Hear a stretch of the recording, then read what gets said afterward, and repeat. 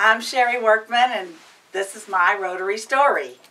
Came about a little bit different way than, especially for the time period that we lived in. But my husband became a Rotarian at a young age, and he met on Tuesdays. When he'd come home for dinner, the discussion at dinner was, "Well, what'd you learn at Rotary today?"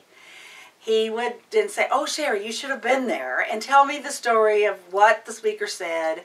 And because I was about to start my own business, and then eventually had my own business, I was always intrigued by everything about Rotary and what he learned.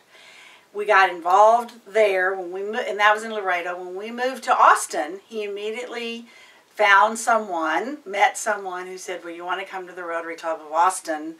And that was in 1983. And he did join in 1984.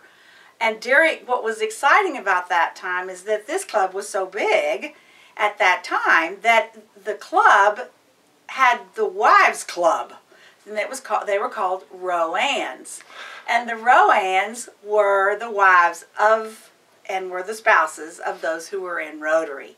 So I wanted to be in Roans because that gave me an opportunity in a new place and to meet new people whose husbands I would be seeing and who I would be seeing at the Rotary fundraising events and as well as the social events.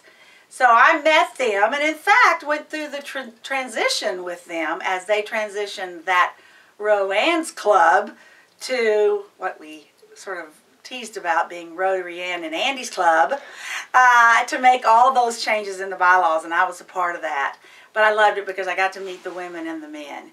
And I got involved one day when Paul came home and said that we were going to Camp Enterprise.